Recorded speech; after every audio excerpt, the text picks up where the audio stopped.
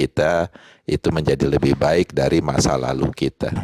Jazakallah khair Mas Doni atas pemberian waktunya. Bismillahirrahmanirrahim. Assalamualaikum warahmatullahi wabarakatuh. Alhamdulillahirabbil alamin wa bihi nasta'inu ala umurid dunya waddin. Wassalatu wassalamu ala sayyidina Muhammadin wa ala alihi wa ashabihi ajma'in, amma ba'du. Alhamdulillah, puji dan syukur kita panjatkan pada Allah Subhanahu wa Ta'ala atas kesempatan yang kita miliki pada pagi hari ini, sehingga kita bisa berkumpul dalam acara pengajian Lentera Pagi. Dan juga salawat dan salam kita panjatkan pada Allah untuk Rasulullah Sallallahu Alaihi Wasallam beserta keluarganya, sahabat-sahabatnya, dan semua pengikutnya. Dan juga ada beberapa teman dan keluarga dari teman-teman kita yang sedang sakit pada saat ini. Kita juga memohon pada Allah Subhanahu wa Ta'ala agar diangkat semua penyakit mereka, diberikan kesembuhan dan diberikan kesehatan. Amin amin ya rabbal alamin. Pada kesempatan pagi hari ini, insya Allah kita akan sedikit berbincang-bincang, membahas pertanyaan ataupun semacam renungan gitu ya, yang diberikan oleh Imam Al-Ghazali dalam bentuk pertanyaan. Jadi kalau kita ingat, ada salah satu hadis yang dirawayatkan oleh Umar Ibn Khattab, ya, namanya hadis Jibril. Ya, ini salah satu hadis yang sangat terkenal. Ya, di hadis itu diceritakan bagaimana malaikat Jibril datang kepada Rasulullah Sallallahu Alaihi Wasallam ketika beliau berada di tengah-tengah sahabat beliau. Jadi malaikat Jibril ini langsung duduk di depan Rasulullah SAW, kemudian meletakkan lututnya, ya, bersentuhan dengan lutut Rasulullah SAW, meletakkan tangannya di atas paha Rasulullah SAW, kemudian bertanya, ya, langsung bertanya. Ya, kita tahu pertanyaannya, ya, apa itu iman, apa itu Islam, apa itu ihsan, kemudian juga bertanya mengenai hari kiamat dan tanda-tanda hari kiamat. Kemudian setelah selesai, ya, Rasulullah SAW bertanya kepada sahabatnya, tahu nggak kalian siapa itu? Nah, sahabat itu nggak ada yang tahu, ya. Jadi Rasulullah bilang bahwa itu adalah malaikat Jibril yang datang kepada kalian, ya, untuk memberikan pelajaran mengenai agama Islam. Jadi bentuk pelajaran yang diberikan oleh malaikat Jibril adalah dalam bentuk pertanyaan. Jadi pertanyaan itu sendiri, ya, bisa dijadikan juga sebagai salah satu cara pembelajaran. Dan tentu saja, ya, saat itu yang ditanya adalah Rasulullah Sallallahu Alaihi Wasallam. Dengan sendirinya beliau mampu menjawab semua pertanyaan tersebut dengan benar, ya. Makanya malaikat Jibril bilang, sodaqta, Anda itu benar ya Rasulullah. Kecuali, ya, salah satu pertanyaan yang Rasulullah SAW tetap bisa menjawabnya, tapi jawabannya adalah tidak tahu. Karena memang tidak ada yang tahu, ya, yaitu pertanyaan kapan hari kiamat. Jadi Rasulullah SAW ketika ditanya pertanyaan tersebut oleh malaikat Jibril, beliau menjawab bahwa yang bertanya dan ditanya itu tidak tahu kapan itu hari kiamat. Jadi hari kiamat itu adalah rahasia dari Allah Subhanahu wa Ta'ala. Hanya Allah yang tahu kapan hari kiamat tersebut. Ya, bahkan malaikat yang meniup trompet hari kiamat pun nggak tahu kapan harus meniup trompetnya. Jadi trompet itu udah taruh di mulutnya tapi belum ditiup-tiup sampai sekarang, karena malaikat tersebut, yaitu malaikat Israfil, itu juga belum tahu atau tidak tahu kapan hari kiamat. Nah, jadi di sini ya, bentuk pertanyaan itu bisa dijadikan sebagai pembelajaran. Termasuk yang insya Allah kita akan pelajari atau kita akan bahas pada hari ini adalah pembelajaran dalam bentuk pertanyaan yang diberikan oleh Imam Al-Ghazali kepada murid-muridnya. Nah, kita ambil ya pelajaran ini ya, bagi kita apa sih pertanyaan itu, kemudian apa jawabannya, dan apa relevansinya buat kita. Insya Allah, Allah Subhanahu wa Ta'ala akan memudahkan kita untuk memahami pertanyaan dan juga jawaban dari Imam Al-Ghazali tersebut. Oke, kita lihat pertanyaan yang pertama. Jadi ada 6 pertanyaan yang diberikan oleh Imam Al-Ghazali kepada murid-muridnya. Apa pertanyaan yang pertama? Ya, apa yang paling dekat dari diri kita di dunia ini? Jadi itu pertanyaan yang pertama. Ya, tentunya kalau kita ditanya seperti ini, mungkin jawaban kita juga akan sama dengan jawaban dari murid-murid Imam Al-Ghazali. Apa jawaban mereka? Kita lihat jawabannya seperti ini. Mereka bilang, ya, yang paling dekat dengan saya atau dengan kita adalah orang tua. Ya, ada yang bilang orang tua saya itu paling dekat dengan saya. Ada yang bilang guru, ada yang bilang teman atau BFF, ya, best friend forever, kan teman dekat kan istilahnya. Ada yang bilang kaum kerabat. Kemudian Imam Al-Ghazali menjawab, semua jawaban itu benar karena mereka itu ya orang tua kita, guru kita, teman kita, kerabat kita, ya sahabat kita, itu mungkin memang orang-orang yang dekat dengan kita atau sesuatu yang dekat dengan kita. Tetapi Imam Ghazali menjawab bahwa ya yang paling dekat dengan kita itu adalah mati. Jadi kematian itu selalu mengintai kita. Jadi mati itu adalah sesuatu yang paling dekat dengan diri kita di dunia ini. Di mana kita berada, kematian itu selalu mengikuti kita. Karena apa? Karena kematian adalah janji dari Allah Subhanahu wa Ta'ala bahwa setiap makhluk yang bernyawa, ya termasuk manusia, itu pasti akan mati. Cuma kita nggak tahu kapannya, tapi dekat sekali dia, selalu ikut. Dimanapun kita berada, kematian tersebut akan berada dekat dengan kita.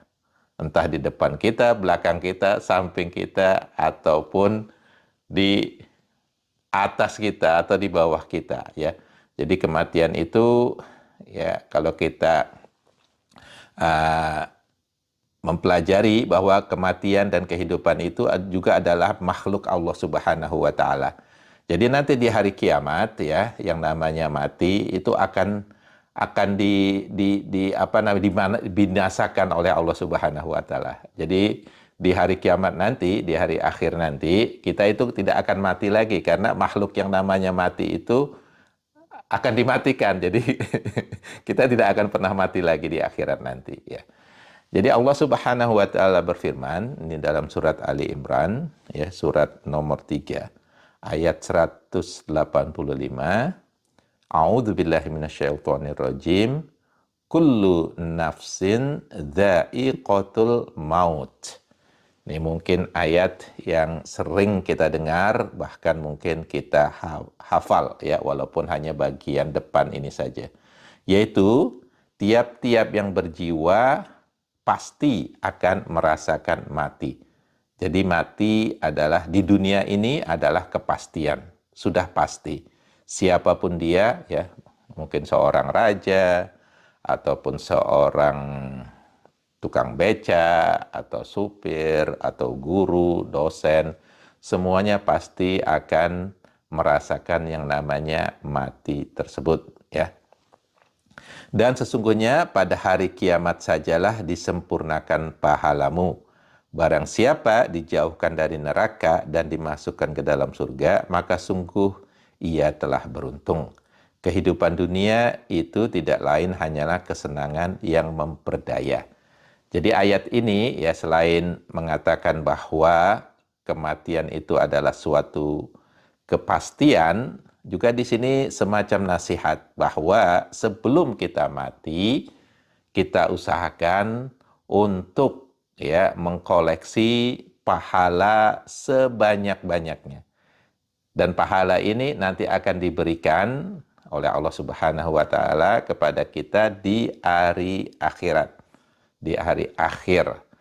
Dan barang siapa yang mendapatkan pahala-pahala ini, itu akan dimasukkan ke dalam surga, yaitu orang-orang yang beruntung. Nah, ini nasihat yang pertama ya dalam bentuk pertanyaan. Siapa yang paling dekat atau apa yang paling dekat? Kematian yang paling dekat. Tapi sebelum kematian itu sendiri, kita memiliki kehidupan, dan kehidupan itu kita harus manfaatkan sebaik-baik mungkin untuk mendapatkan pahala sebanyak-banyaknya. Kemudian Allah Subhanahu wa taala juga berfirman dalam surat Al-Jumu'ah, ya, ini surat nomor 62 ayat 8. Qul innal mautal ladzi tafirruna minhu fa innahu mulaqikum. Katakanlah sesungguhnya ya innal maut, sesungguhnya kematian itu yang kalian lari darinya ya tetap akan menjumpai atau menemui kalian. Jadi dimanapun kita berada, bahkan kalaupun kita lari, mencoba lari dari kematian, itu pasti kematian tersebut akan menjumpai kita. Ya, walaupun kita mungkin berlindung di benteng yang kokoh, tetap saja kematian itu pasti datang. Aina ma takunu yudrikukum maut walau kuntum fi burujim musyayyadah. Di mana saja kalian berada, kematian itu akan menjumpai kalian, kendati kalian berada dalam benteng yang tinggi lagi kokoh. Ini firman Allah Subhanahu wa taala dalam surat An-Nisa ya surat nomor 4 ayat 78. Nah, ini nasihat yang pertama, bahwa sesuatu yang paling dekat dengan diri kita adalah kematian. Jadi mengingat kematian ya, dalam salah satu hadis Rasulullah SAW bersabda bahwa mengingat kematian akan menghidupkan hati kita. Jadi orang yang sering ingat mati itu hatinya akan hidup. Tapi orang yang tidak mengingat mati justru hatinya akan mati, ya, menjadi lupa. Ya. Nah, kita masuk ke pertanyaan yang kedua. Tadi kan apa yang paling dekat. Sekarang pertanyaan kedua adalah apa yang paling jauh dari diri kita di dunia ini. Nah, kira-kira apaan yang paling jauh dari kita? Apa jawaban murid-murid beliau? Ada yang mengatakan yang paling jauh itu bulan. Ya. Ada yang bilang matahari, ada yang bilang bintang-bintang. Ya, karena memang tidak terjangkau ya dan jauh sekali jaraknya sehingga mereka menjawab seperti itu. Kemudian Imam Ghazali menjawab, semua jawaban itu benar. Tetapi ya, yang paling benar adalah masa lalu atau hari kemarin. Jadi baru aja kemarin kelihatannya dekat ya. Tapi sebenarnya masa lalu atau kemarin itu adalah sesuatu yang paling jauh dari diri kita. Karena apa? Karena kita nggak bisa lagi, ya, nggak bisa kembali ke masa lalu. Artinya kita tidak akan bisa kembali ke hari kemarin. Kalau bulan, matahari, bintang, seperti bulan misalnya, itu masih bisa kita datangi gitu ya, walaupun jauh ya kita bisa ke sana. Kayak misalnya siapa pemilik ini Tesla itu, Elon Musk itu kan mau rencananya mau bolak-balik kemana dia, ke bulan apa ke Mars ya? Ke Mars ya, itu jauh kan ya, tapi tetap masih bisa dijangkau. Tapi bisa nggak dia kembali ke hari kemarin? Ada nggak di antara kita yang bisa kembali ke hari kemarin? Wah, kemarin gua salah nih, gua mau balik lagi. Nggak bisa.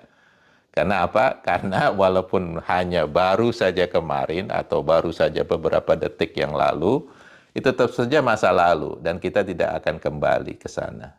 Kita tidak akan bisa mencapai masa lalu tersebut. Nah, jadi yang paling jauh ya adalah masa lalu. Nah, nasihat dari sini adalah bahwa ya, jangan pernah menyia-nyiakan hari kita.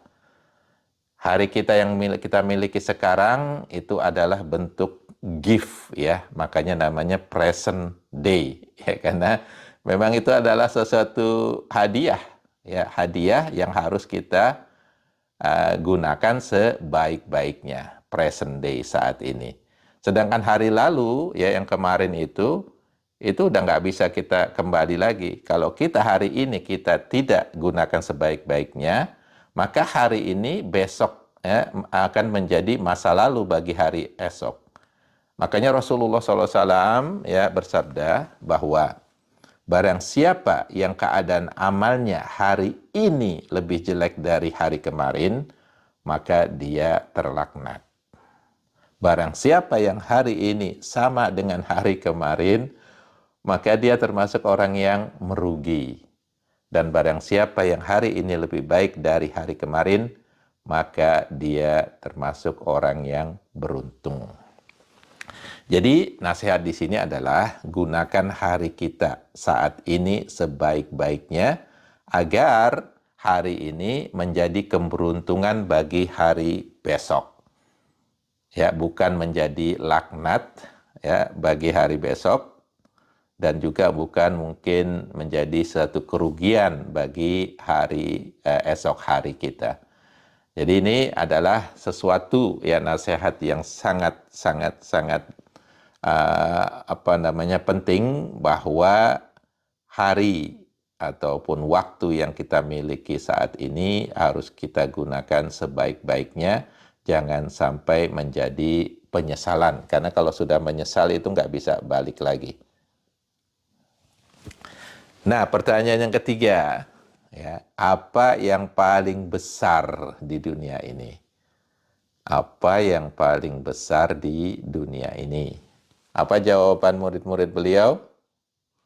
Ada yang bilang gunung, ada yang bilang matahari, ada yang bilang bumi. Kemudian Imam Ghazali ya menjawab, semua jawaban itu benar. Tapi yang besar sekali adalah hawa nafsu.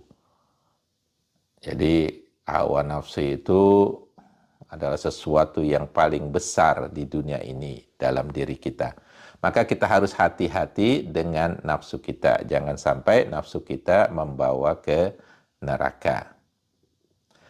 Allah Subhanahu wa taala berfirman dalam surat Al-Jathiyah, ini surat nomor 45 ayat 23. A'udzubillahi minasyaitonirrajim. Afara'aita man ittakhadha ilahahu hawah. Ya, maka pernahkah kamu melihat orang yang menjadikan hawa nafsu mereka sebagai Tuhannya? Jadi saking besarnya hawa nafsu tersebut, bahkan hawa nafsu tersebut dijadikan sebagai Tuhan bagi orang-orang tersebut. Ya, jadi betapa besarnya hawa nafsu tersebut, bahkan ya menjadi Tuhan dari orang-orang yang mengikuti hawa nafsu tersebut, orang-orang yang menuruti hawa nafsu mereka.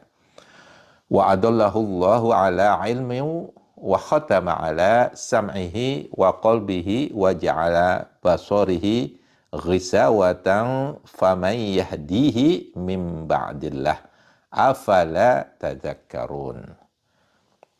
Dan Allah ya membiarkan sesat berdasarkan ilmunya, dan Allah telah mengunci mati pendengaran mereka ya, sam'ihi, dan hati mereka ya, qalbihi, dan meletakkan tutupan atas penglihatan mereka, ghisawa faman yahdi min ba'dillah ya. Maka siapakah yang akan memberikan petunjuk sesudah Allah? Maka mereka, mengapa kamu tidak mengambil pelajaran? Jadi di sini, di ayat ini, ya Allah Subhanahu wa Ta'ala berfirman, ada orang-orang yang menjadikan hawa nafsu mereka menjadi Tuhan mereka. Mereka mengikuti hawa nafsu tersebut karena saking besarnya hawa nafsu mereka tersebut. Nah, ini adalah nasihat bahwa kita harus bisa mengontrol hawa nafsu kita. Jangan sampai hawa nafsu itu menjadi sesuatu yang sangat besar, bahkan menjadi Tuhan kita. Ya, tadi sebelum mulai, Mas Doni berdiskusi ya, sedikit mengatakan hawa nafsu itu harus kita perangi gitu kan. Nah, memang ada hadis ya bahwa perang yang paling besar ada perang melawan hawa nafsu.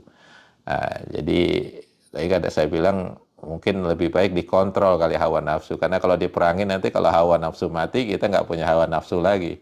Kalau nggak punya hawa nafsu juga gawat juga ya. karena di dunia ini memang hawa nafsu adalah bagian dari diri kita. Jadi kita harus mampu mengontrolnya. Mungkin yang dilawan adalah hawa nafsu yang membawa kita kepada kerugian, ya, hawa nafsu yang membawa kita berbuat dosa. Itu yang harus kita lawan.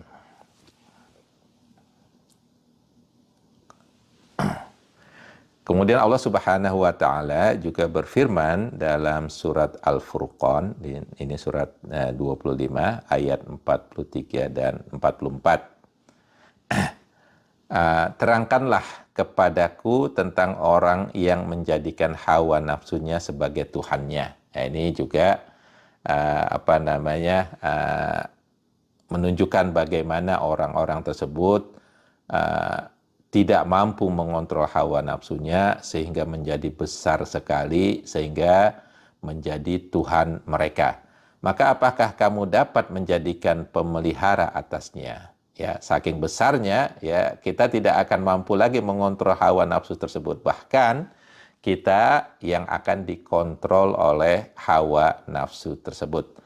Atau apakah kamu mengira bahwa kebanyakan mereka itu mendengar atau memahami? Mereka itu tak lain hanyalah seperti binatang ternak, bahkan lebih sesat jalannya. Jadi kalau kita lihat kehidupan saat ini, ya, apalagi di Amerika, mungkin di tempat-tempat lain juga hampir sama, di Indonesia juga sudah mulai, bagaimana sebagian ya manusia mengikuti hawa nafsu mereka. Bahkan mereka memberikan alasan sebagai kesetaraan, ataupun equality, ya, tidak boleh dilarang dan sebagainya. Padahal ya, itu adalah mengikuti hawa nafsu, menjadikan hawa nafsu mereka sebagai Tuhan mereka, sehingga keluar dari hukum-hukum normal. Jadi norma yang benar ya di dunia ini bagi mereka sudah sesuatu yang salah, ya, bahkan dianggap sesuatu yang tidak benar lagi, sehingga norma yang mereka pakai adalah norma yang di luar dari norma atau hukum alam secara umumnya. Jadi mereka itu bahkan lebih sesat dari binatang ternak, atau bahkan lebih tidak mengetahui atau lebih bodoh dari binatang ternak. Ini perumpamaan dari Allah Subhanahu wa Ta'ala bagi orang-orang yang mengikuti hawa nafsu mereka. Kemudian mereka membuat hukum ataupun membuat aturan yang seolah-olah itu adalah yang benar. Padahal aturan itu sangat sesat. Dan kita kadang-kadang ya yang berada dalam kebenaran, insya Allah itu kadang-kadang menjadi kelompok ya yang dimusuhi ya kalau kita mengungkapkan kebenaran tersebut, bahkan bisa menjadi resiko buat kita yang mencoba mengungkapkan kebenaran tersebut. Jadi apalagi di Amerika ini ya, mereka sudah membuat hukum mengenai ketetapan atau aturan tersebut, sehingga kalau kita bersuara yang tidak sesuai dengan aturan yang sudah mulai ditetapkan tersebut, kita dianggap sebagai melawan hukum ya, bahkan bisa dipenjarakan ataupun disu dan sebagainya. Nah, ini bagaimana ya mengikuti atau menuruti hawa nafsu tersebut sangat ya berbahaya. Karena apa? Karena hawa nafsu yang tidak terkontrol ini akan menjadi besar, bahkan akan menjadi Tuhan mereka.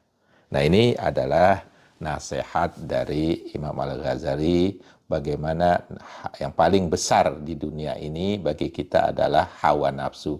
Jadi kita harus mampu mengontrol hawa nafsu tersebut, jangan sampai menjadi besar, apalagi sampai menjadi Tuhan kita. Na'udzubillahi min zalik. Nah, apa yang keempat? Yang keempat, apa yang paling berat di dunia ini? Ya, kalau sebelumnya apa yang paling besar, sekarang apa yang paling berat? Apa jawaban murid-murid Imam Al-Ghazali? Mereka menjawab, baja.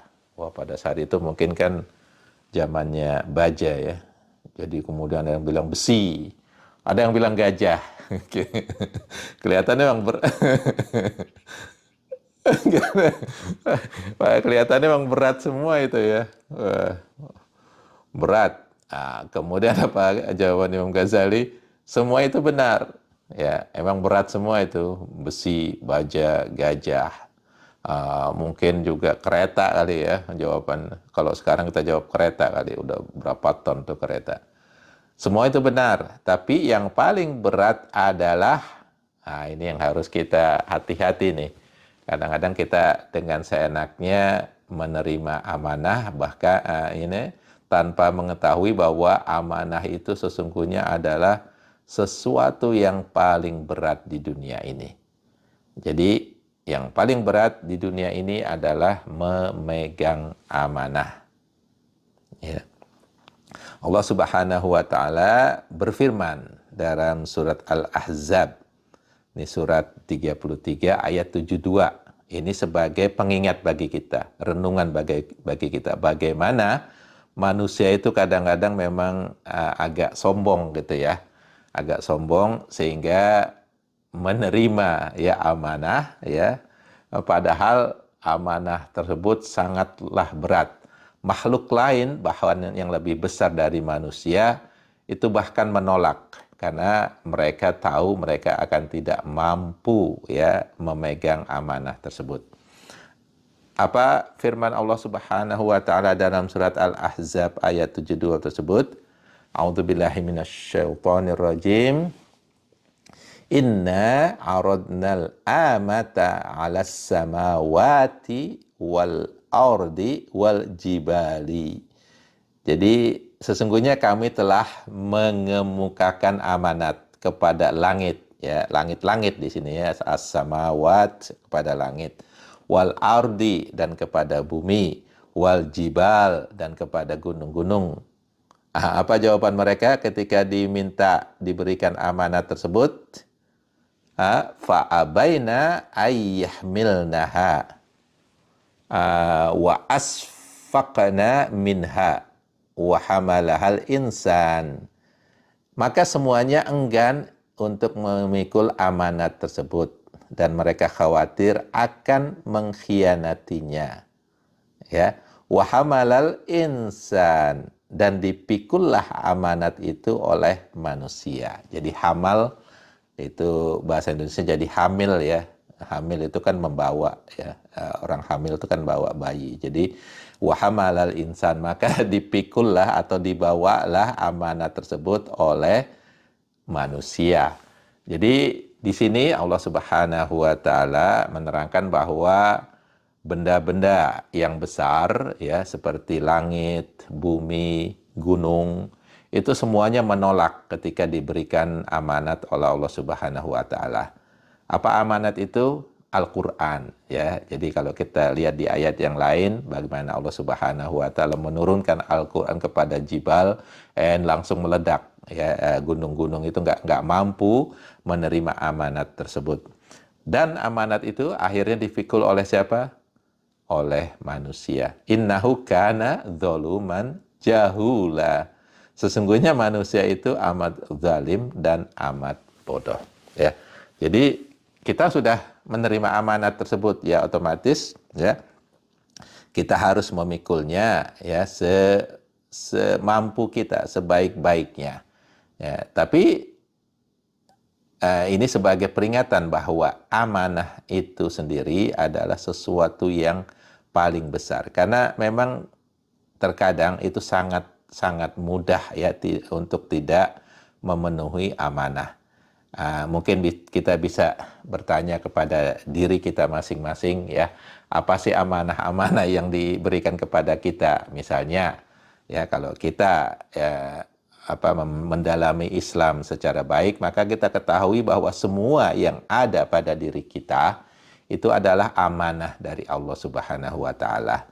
Ya, keluarga kita itu adalah amanah dari Allah Subhanahu wa taala, anak-anak kita, istri kita, kemudian harta kita, itu bukan milik kita, itu semuanya adalah titipan ataupun amanat dari Allah Subhanahu wa taala kepada kita, yang kita harus, ya, menjaganya, menggunakannya sebaik-baiknya. Dan Allah Subhanahu wa taala memberikan kepada kita, ya, kemampuan dan juga pilihan untuk menggunakan amanah tersebut. Jadi kita diberikan kebebasan oleh Allah Subhanahu wa taala untuk menggunakan harta-harta tersebut, walaupun harta itu adalah milik Allah Subhanahu wa taala, kita diberikan kebebasan. Jadi tergantung kita bagaimana kita menggunakan amanah tersebut. Kalau kita menggunakan secara baik, dan insya Allah Allah Subhanahu wa taala akan memberikan pahala, bahkan Allah Subhanahu wa taala akan memberikan tambahan dari amanah tersebut.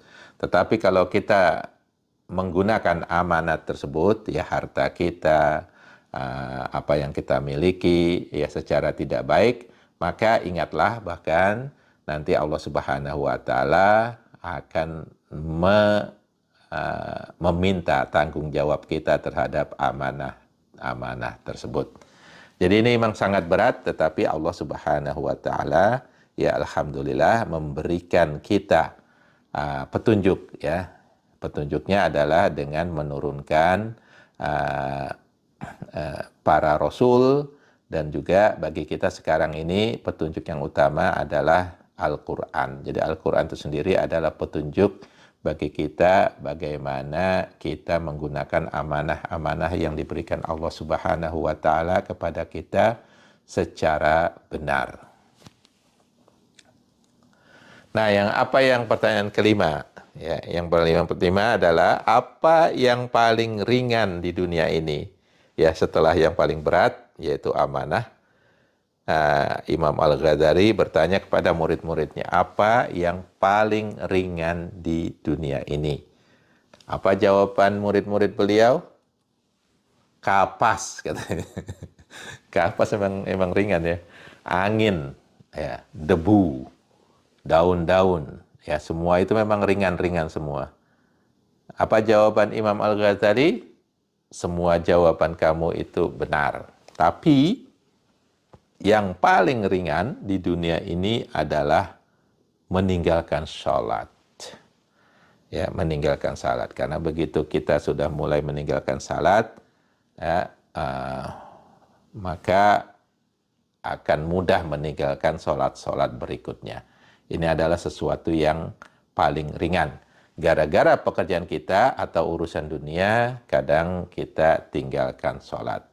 Padahal Rasulullah Shallallahu Alaihi Wasallam menegaskan dalam sabda beliau, perbedaan antara hamba dan kemusyrikan itu adalah meninggalkan sholat. Jadi sholat adalah salah satu tanda keimanan. Orang yang meninggalkan sholat bisa dikatakan telah meninggalkan iman mereka, ya, walaupun ya ada juga yang mengatakan bahwa belum menjadi kafir secara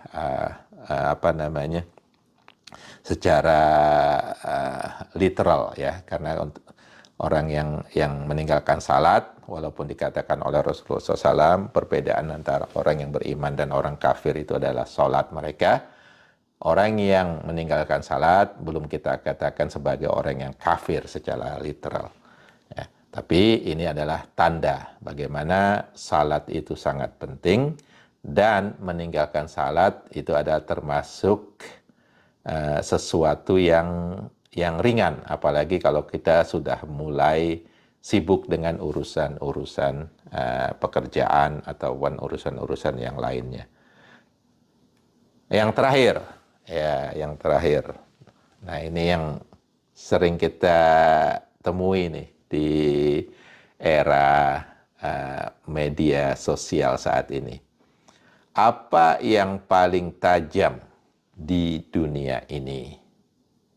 Apa jawaban dari murid-murid beliau?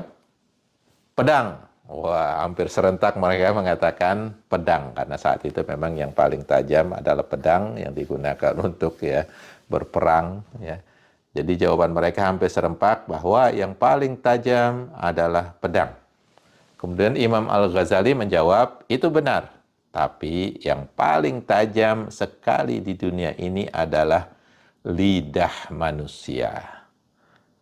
Ya, termasuk di media sosial saat ini adalah tulisan manusia, karena tulisan itu adalah kepanjangan dari lidah sebenarnya. Lidah itu adalah sepanjangan dari pemikiran kita. Jadi apa yang kita katakan, apa yang kita tulis, itu merupakan hasil dari apa yang kita pikirkan, apa yang kita olah di dalam otak kita. Jadi yang paling tajam ini, ya, menurut Imam Al-Ghazali adalah lidah manusia.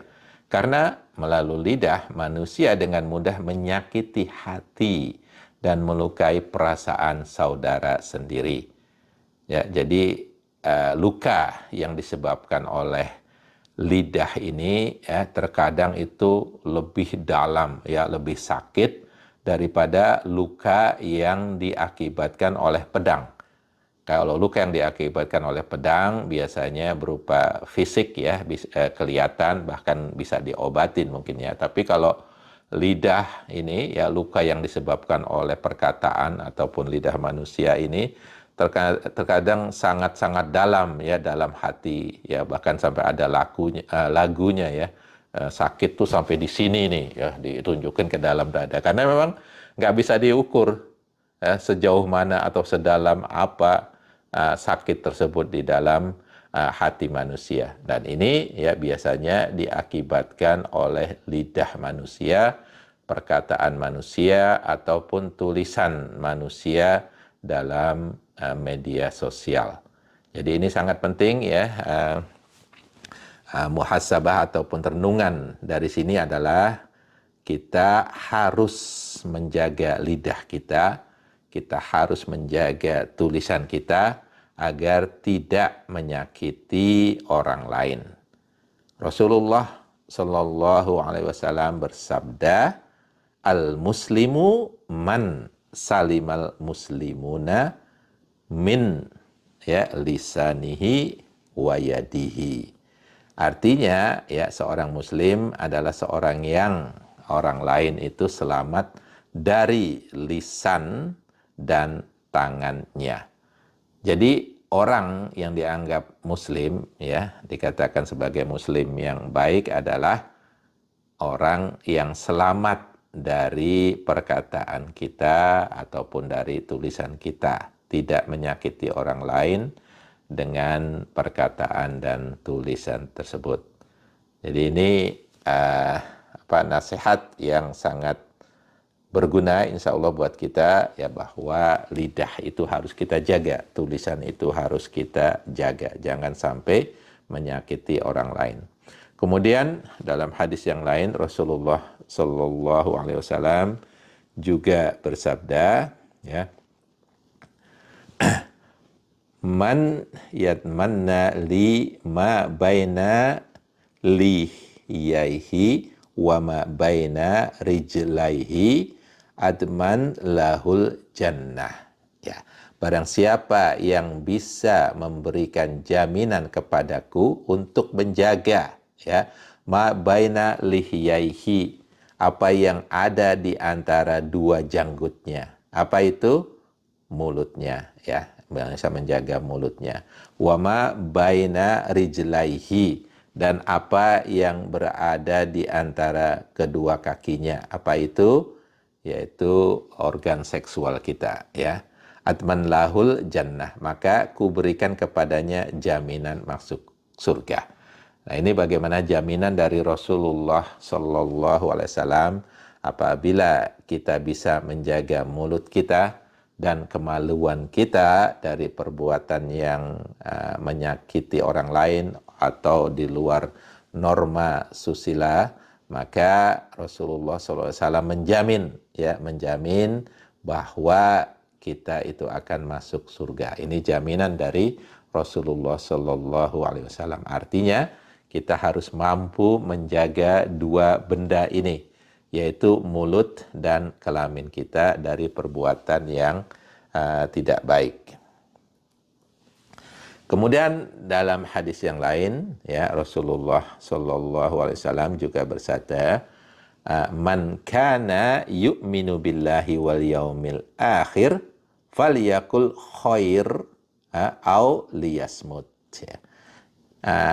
Rasulullah bersabda, ya, barang siapa yang beriman, ya, man kana yu'minu billahi wal yaumil akhir, beriman kepada Allah dan hari akhir, falyakul khairon, maka berkatalah yang khair, yang baik, au liyasmut, atau kalau tidak bisa berkata baik, lebih baik apa? Diam. Ya, jadi daripada kita menyakiti orang lain, ya, mungkin kita sedang marah, ya, sedang lagi kesel gitu, ya, dari emosi gitu, ya. Kalau kita lagi emosi, kadang-kadang apa yang kita keluarkan menyakiti orang lain, ya, terutama keluarga nih, kepada istri, anak-anak. Kadang-kadang kalau udah emosi itu ngomongnya seenaknya gitu, ya. Itu kita nggak sadar itu nanti bisa menyakiti istri kita atau anak-anak kita. Daripada kita mengeluarkan perkataan yang tidak baik tersebut atau menyakiti tersebut, maka apa yang kata Rasulullah, auliyasmut, lebih baik diam. Ya, barang siapa yang beriman kepada Allah dan hari akhir, maka hendaknya dia berkata yang baik atau diam.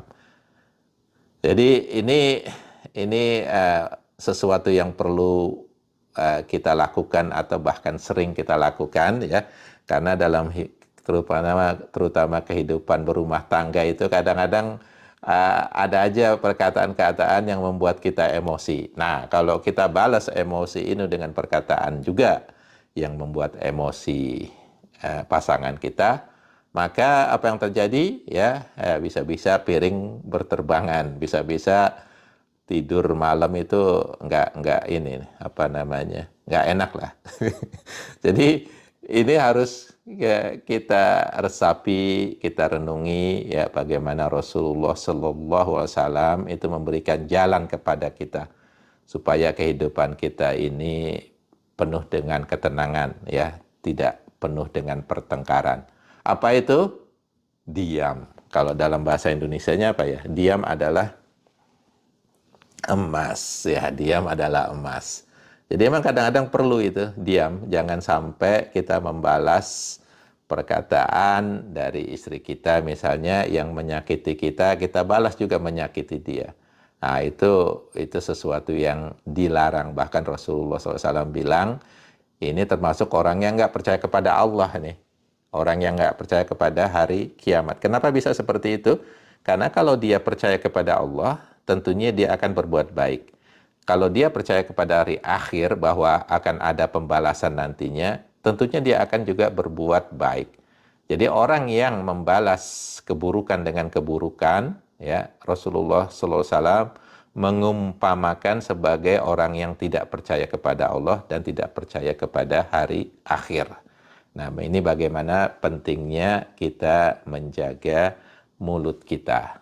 Berkatalah yang baik, atau kalau tidak bisa berkata yang baik pada saat itu, usahakan itu kita diam. Diam daripada kita membalas dengan perkataan yang tidak baik. Hadis ini juga dilanjutkan dengan waman kana yu'minu billahi wal yaumil akhir fala yu'dhi jarah. Ya, barang siapa yang beriman kepada Allah dan hari akhir, maka janganlah dia menyakiti tetangganya. Nah, ini juga salah satu renungan buat kita.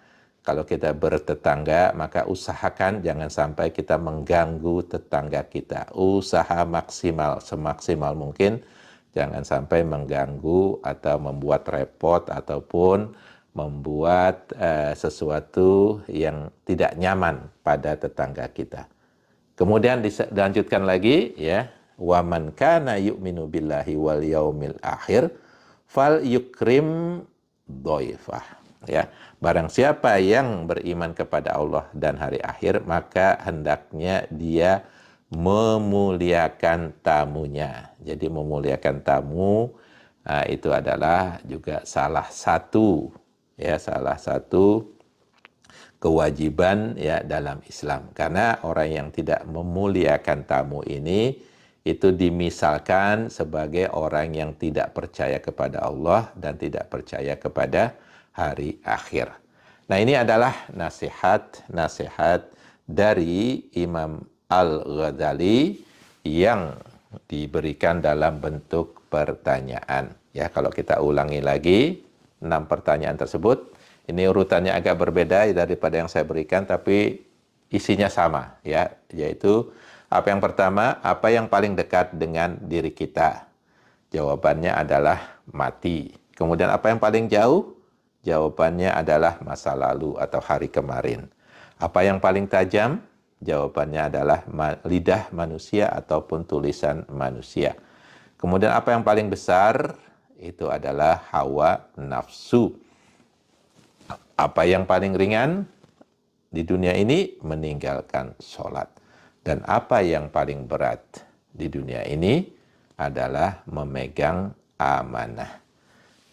Ya, mudah-mudahan Allah Subhanahu wa taala memberikan ya kemampuan dan kekuatan kepada kita semua agar mampu ya melaksanakan 6 nasihat tersebut, ya, mampu merenungi dan juga menerapkan dalam kehidupan kita sehari-hari ya dari 6 nasihat Imam Al-Ghazali tersebut.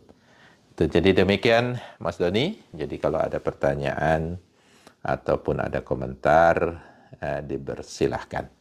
Saya kembalikan ke Mas Doni sebagai moderator pada pengajian pagi hari ini. Teman-teman, makasih Mas Agus atas ini. Kita masih punya banyak waktu nih, sekitar 30 menitan. Mas, saya buka forum untuk tanya jawab atau diskusi atau komentar, refleksi pengalaman pribadi mungkin dengan ke-6 hal ini. Mungkin ada yang dirasa lebih penting dari ini, mungkin ada yang dirasa kurang, yang mungkin juga harus kita ingat-ingat setiap hari. Kalau kita bisa ingat 6 hal ini aja dalam setiap kehidupan kita, dalam setiap hari, setiap detik ya, itu saya kira udah bagus sekali sebenarnya.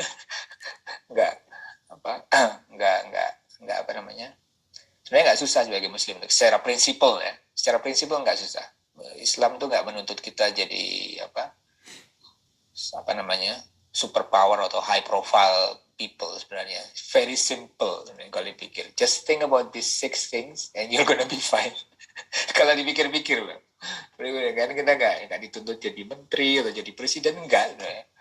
Ini kan berat-berat semua. Ya coba simple aja seperti ini. But in that simplicity itu kalau kita sadari betul-betul ada, kalau karena kita harus istiqomah. Yang paling berat itu kan istiqomah. Kalau cuma mengingat kematian satu hari selesai, tapi kalau harus istiqomah untuk menjaga lidah itu agak berat gitu kadang-kadang. Bulan Ramadan kita bisa nanti satu hari lewat sudah selesai, habis itu lupa lagi udah.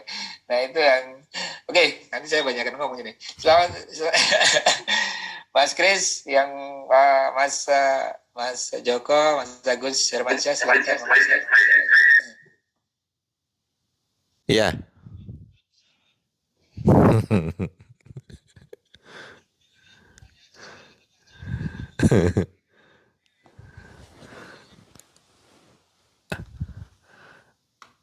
Apa pertanyaan pertama tadi?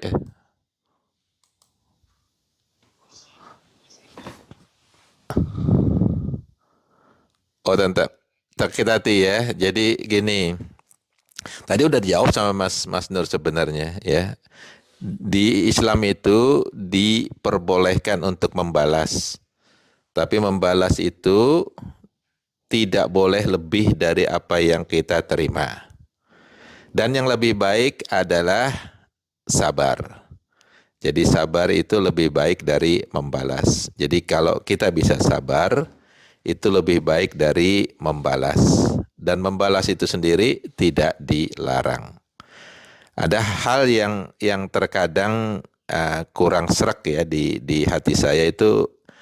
Terkadang ada misalnya ulama yang mengatakan malah bilang alhamdulillah disakiti gitu ya. Karena apa? Karena nanti saya bisa mempeloroti amal-amal mereka di akhirat nanti. Nah, bagi saya pendapat seperti itu pendapat yang selfish ya. Karena lebih mementingkan diri sendiri. Ya, jadi kalau ada orang yang menyakiti, silakan nih sakitin saya ya.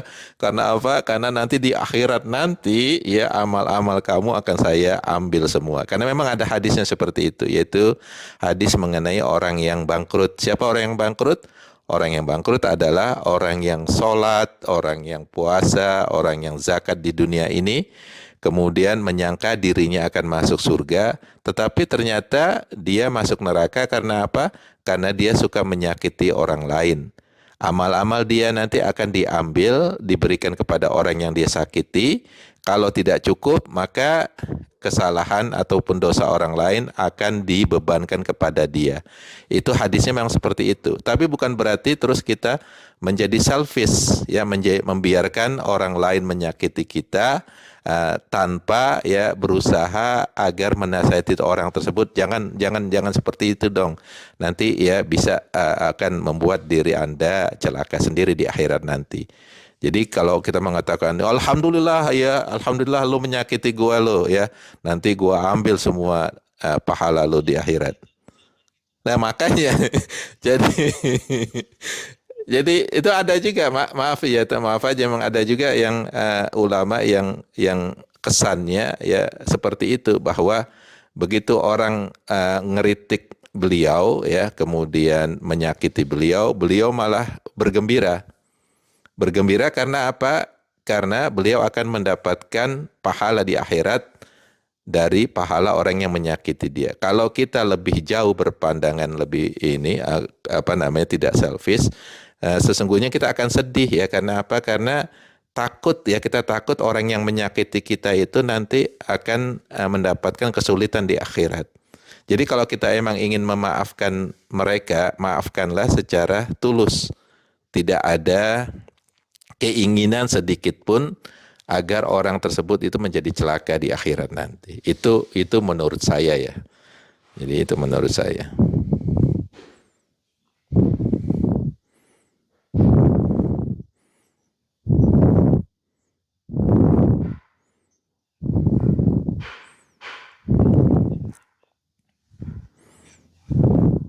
Ya.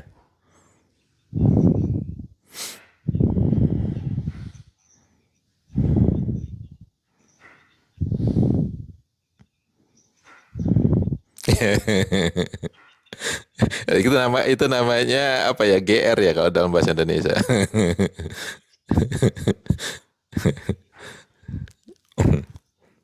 Ya.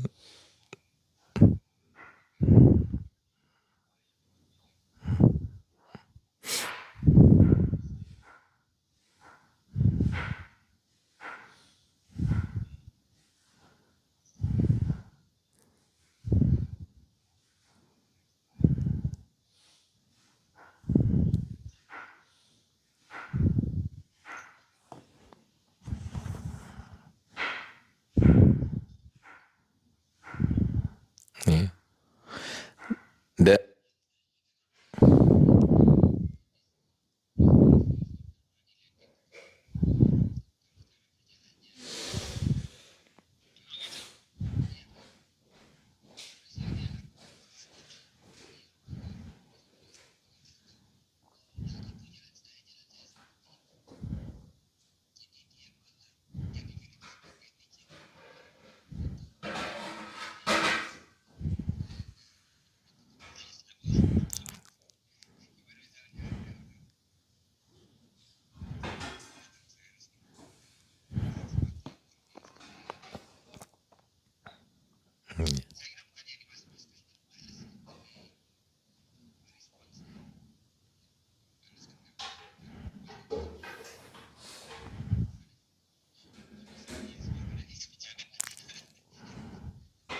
ya kan ada di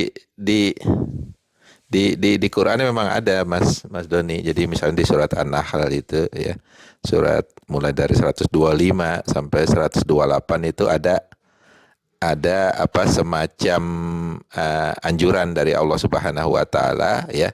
Boleh kita membalas asal tidak melebihi apa yang kita terima. Dan yang lebih baik lagi adalah kita memaafkan dan bersabar. Di ayat yang lain juga dikatakan ya kalau hidung dibayar hidung gitu istilahnya. Segala macam. Jadi di dalam Islam itu nggak ada istilahnya kalau kita ditampar pipi kiri kita kasih pipi kanan kita. Itu nggak ada dalam Islam itu. Kalau kita ditampar pipi kiri kita boleh nampar pipi kirinya dia. Tapi jangan pipi kiri dan kanan kita tampar dua-duanya karena itu udah melebihi dari apa yang kita terima. Nah, jadi itu dalam Islam memang dibolehkan ya untuk membalas apabila ada orang yang menyakiti kita atau mengabuse kita bisa membalas ya. Tetapi yang paling baik adalah memaafkan dan bersabar. Itu yang paling baik.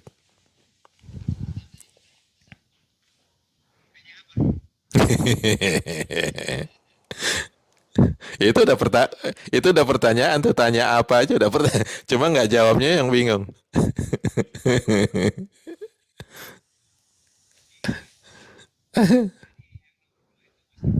Mm-mm.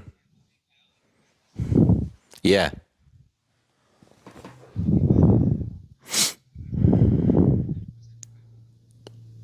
oke. Itu ada di surat nomor 58 ya. Uh, itu Allah Subhanahu wa taala bilang ya, orang kita harus mempunyai rencana untuk masa depan. Jadi planning itu adalah bagian dari Islam ya. Karena barang siapa yang lupa dengan Allah, lupa dengan dirinya itu uh, tidak memiliki planning untuk masa depan. Jadi dia lupa dengan perbuatan dia. Jadi dia terserah aja mau apa namanya berbuat ya tanpa ada rencana. Jadi rencana atau planning itu masa depan atau hari esok itu adalah bagian dari ajaran Islam.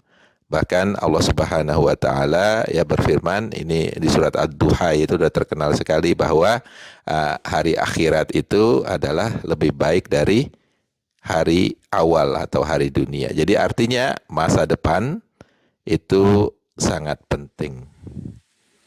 Jadi hari kemarin harus kita jadikan sebagai acuan untuk action kita hari ini, dan action kita hari ini itu sebagai planning atau bagian dari rencana kita untuk hari esok. Itu Pak Bawoin ajaran Islam.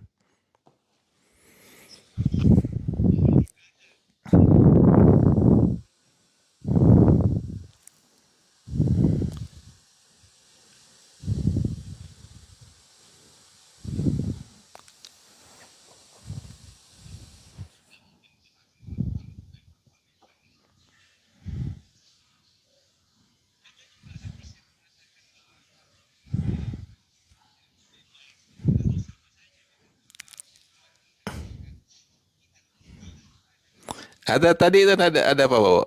Tadi udah dikasih hadisnya. Jadi barang siapa yang hari ini ya lebih baik lebih jelek dari hari kemarin, maka dia apa? Terlaknat. Nah, barang siapa yang hari ini sama dengan hari kemarin, ya kalau kemarin tidur, sekarang tidur lagi, maka dia merugi. Dan barang siapa yang hari ini lebih baik dari hari kemarin, maka dia adalah orang yang beruntung. Itu hadisnya Pak Bowo. Ya, benar-benar. Alhamdulillah. Susah. Jadi begini, jadi dalam Islam itu sebenarnya apa namanya ukurannya iya, ukurannya bukan langsung ini, Mas Kris, langsung hari ini, hari kemarin. Tapi ukurannya adalah rata-rata sebenarnya. Jadi rata-rata. Jadi artinya inian kita, grafik kita itu secara rata-rata ya kalau diukur rata-rata nanti per tahunnya itu naik terus. Walaupun hari ini mungkin turun dikit, besok naik lagi, tapi turun itu tidak lebih jauh dari apa yang kita naiki di hari ini. Itu. Jadi memang naik turun karena iman itu kan naik dan turun. Tetapi secara rata-rata ya dalam kehidupan kita iman itu harus selalu naik gitu loh. Walaupun kadang turun, kadang naik, kadang turun, tapi untuk average-nya itu harus naik. Jadi nggak langsung diukur, ya nggak langsung diukur hari, oh wah hari ini saya jelek nih udah langsung kepleh, enggak. Ya hari ini jelek, oh saya usahakan untuk besoknya lebih baik lagi sehingga grafiknya akan terus meningkat. Itu ininya.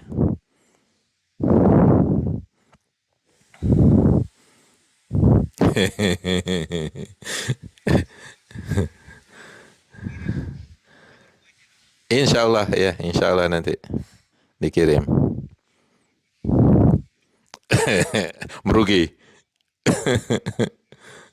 Ya.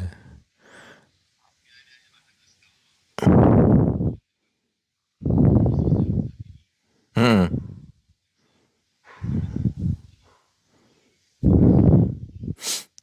Iya.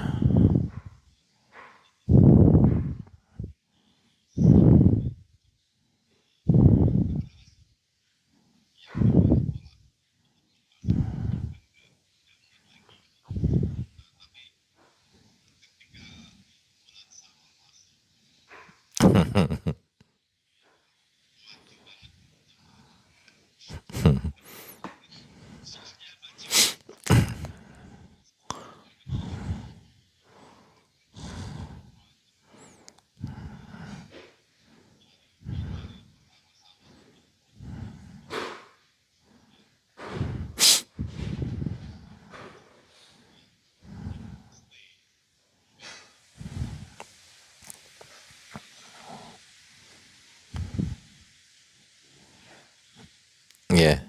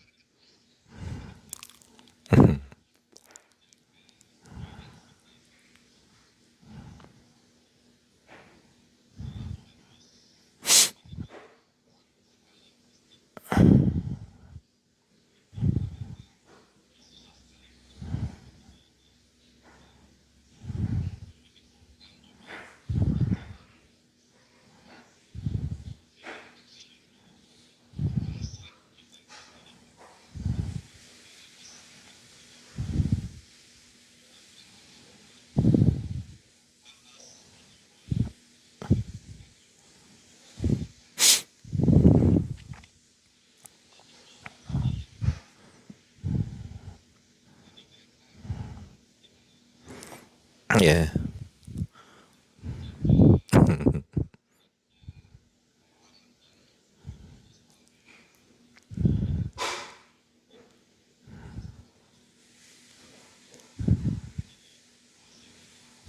Ya. Jadi hadis yang mengatakan bahwa kalau hari ini lebih jelek dari hari kemarin itu terlaknat, itu nggak bisa langsung diaplikasikan secara real bahwa hari ini dibandingkan dengan kemarin atau bulan ini dibandingkan dengan bulan kemarin. Nggak seperti itu. Jadi otomatis memang kalau kita lihat bahwa kalau kita membandingkan bulan Ramadan dengan bulan Syawal, otomatis bulan Syawal kita terlaknat semua itu. Kalau diaplikasikan langsung ya, langsung hadis itu seperti itu. Jadi nggak seperti itu, nggak, aplikasinya bukan langsung kemarin sekarang. Itu kan time itu kan kata Einstein kan relatif ya, kata Einstein, benar nggak itu? Jadi yang diperbandingkan adalah kalau memang membandingkan Ramadan ya dengan Ramadan, Syawal dengan Syawal. Artinya, oh kira-kira Syawal saya tahun lalu agak begini ya, Syawal saya tahun ini insya Allah lebih baik dari Syawal tahun lalu. Jadi kalau kata orang science ya, scientific method itu kalau mau membandingkan apel dengan apel, bukan apel dengan watermelon ya, karena watermelon kegedean kalau dibandingin. Nah itu kalau bandingin Ramadan dengan Syawal itu seolah-olah membandingkan antara watermelon dengan apel itu. Jadi Ramadan itu memang sedang giat-giatnya. Dan kalau kita aplikasikan hadis tersebut langsung Syawal kita kacau semua ya. Nah, bukan seperti itu. Jadi ini muhasabah itu adalah secara keseluruhan, bukan langsung kemarin, hari ini dan besok, tapi secara time ya, secara keseluruhan dalam kehidupan kita. Jadi seperti yang tadi saya bilang ya, diusahakan average ya, bahwa hari-hari kita itu terus meningkat secara rata-rata. Walaupun mungkin ada yang turun, kemudian naik, turun, naik, tapi penurunan tersebut itu lebih kecil dibandingkan dengan kenaikan kita. Dan ini ya sebagai peringatan juga bahwa umur kita yang meningkat itu harus kita gunakan sebaik-baiknya untuk terus menambah ibadah. Dan ini yang insya Allah akan membuat average ya hari-hari kita itu menjadi lebih baik dari masa lalu kita, insya Allah. Iya. Dan hukum Islam itu sebenarnya interconnected dan logik semua gitu ya. Misalnya ada yang mengatakan bahwa di hadis mengatakan bahwa kalau anak itu nggak muslim lagi, misalnya keluarga itu nggak muslim lagi, dia nggak akan mendapat warisan gitu loh kan. Kok bisa seperti itu? Karena memang semua warisan itu akan kembali ke warisannya Nabi Adam. Apa warisan kita semua sebenarnya? Warisan kita sebenarnya adalah surga, karena surga itu kan ada warisan dari Nabi Adam. Tapi harus mengikuti aturan bahwa harus obedient pada Allah Subhanahu wa taala, harus beriman dan sebagainya. Otomatis orang yang tidak beriman tidak akan mendapatkan warisan tersebut gitu loh. Nah, itu diimplikasikan juga dengan warisan dunia, warisan harta dan sebagainya. Jadi orang yang sudah bukan Islam lagi otomatis nggak akan mendapatkan warisan. Jadi kalau kita pelajari hukum-hukum Islam itu semuanya berhubungan dan semuanya masuk akal gitu loh. Kenapa kok wanita cuma dapat setengah dari laki-laki? Karena wanita begitu warisan ya harta dia semua. Tapi laki-laki begitu dapat warisan walaupun kelihatannya gede, tapi dia juga harus menggunakan harta tersebut ya, selain untuk keluarganya juga untuk orang tuanya, dan juga kalau dia punya kakak atau adik perempuan yang tidak ada yang menanggung itu ya, tidak ada kerjaan dan sebagainya, itu bagian dia juga untuk menanggung. Nah, itu apa namanya, keadilan Islam itu sendiri. Kadang-kadang orang ngelihatnya cuma besarnya aja, nggak melihat koneksi ke lainnya. Gitu. Nggak adil katanya.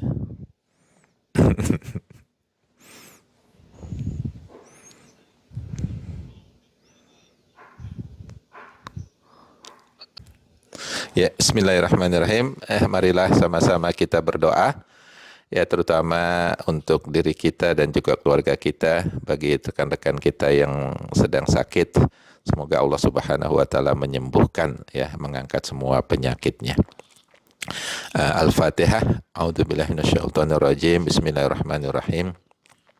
Alhamdulillahirabbil alamin, arrahmanirrahim, maliki yaumiddin. iyyaka na'budu wa iyyaka nasta'in ihdinas siratal mustaqim siratal ladzina an'amta 'alaihim ghairil maghdubi 'alaihim waladdallin. Amin. Bismillahirrahmanirrahim. Nastaghfirullahaladzim, nastaghfirullahaladzim, nastaghfirullahaladzim. Allahumma salli ala Sayyidina Muhammadin wa ala alihi wa ashabihi ajma'in. Rabbi firlana wa liwalidina warhamhuma kama rabbayana sighara. Rabbi firlana wa liwalidina wa li ikhwatina wa akhawatina wa adkhilna fi rahmatik wa anta arhamur rahimin. Rabbi firlana wa liwalidina wa li jami'al muslimina wal muslimat wal mu'minina wal mu'minat al ahya'i minhum wal amwat wa ya qadiyal hajat. Rabbana la tuzigh qulubana ba'da idh hadaitana wa hab lana min ladunka rahmah innaka antal wahhab. Rabbana hab lana min azwajina wa dhurriyyatina qurrata a'yun waj'alna lil muttaqina imama. Rabbi ja'alna muqimas shalawatina wa min dhurriyyatina Rabbana wa taqabbal du'a. Rabbana taqabbal minna innaka antas sami'ul alim wa tub alaina innaka antat tawwabur rahim. Rabbana atina min ladunka rahmatan wa hayyi' lana min amrina rasyada. Rabbana atina fid dunya hasanah wa fil akhirati hasanah wa qina adzabannar. Wa sallallahu ala sayyidina Muhammadin wa ala alihi wa ashabihi ajma'in. Subhana rabbika rabbil izzati amma yasifun. Wassalamun ala mursalin. Walhamdulillahi rabbil alamin.